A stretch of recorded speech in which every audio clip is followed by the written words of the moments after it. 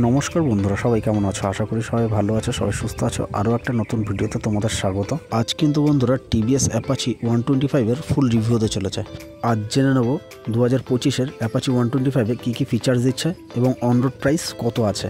চলো তাহলে আর দেরি না করে ভিডিওটা শুরু করা যাক। বন্ধুরা, তোমরা যদি আমার চ্যানেলে নতুন হয়ে থাকো তাহলে চ্যানেলটিকে সাবস্ক্রাইব করবে এবং পাশে থাকা বেল আইকনটি প্রেস করে দেবে, যাতে এরকম নতুন নতুন ইনফরমেটিভ ভিডিও তোমাদের কাছে নোটিফিকেশনের মাধ্যমে পৌঁছে যায়। বন্ধুরা, তোমরা গাড়িটিতে পেয়ে যাচ্ছ ফুল এলইডি হেডলাইট, সামনে থাকছে সেই আগের মতো telescopic suspension, digital instrument cluster, gear position indicator, lap timer, fuel indicator. এছাড়াও তোমরা পেয়ে যাবে আরো অনেক ফিচার্স।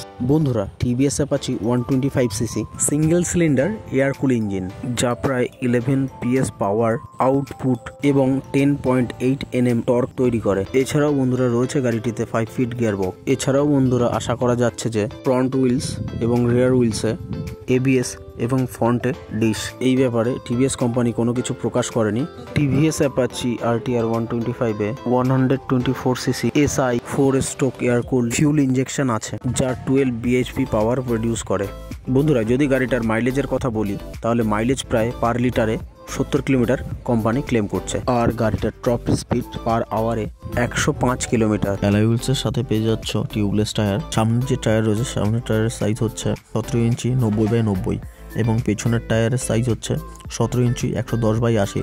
বন্ধুরা, তোমরা গাড়িটিতে পেয়ে যাচ্ছ কম্বো ব্রেকিং সিস্টেম। ফ্রন্ট ব্রেকে থাকছে 270 mm ডিশ এবং রিয়ার ব্রেকে থাকছে 130 mm ড্রাম। গাড়িটির সিট হাইট রয়েছে 1105 mm এবং গ্রাউন্ড ক্লিয়ারেন্স রয়েছে 165 mm। গাড়িটির কার্ব ওয়েট হচ্ছে 138 কেজি। বন্ধুরা, আজকের ভিডিওটা এখানেই শেষ করলাম। তোমাদের সাথে দেখা হচ্ছে নেক্সট ভিডিওতে। ততক্ষণ সবাই ভালো থেকো, সুস্থ থাকো।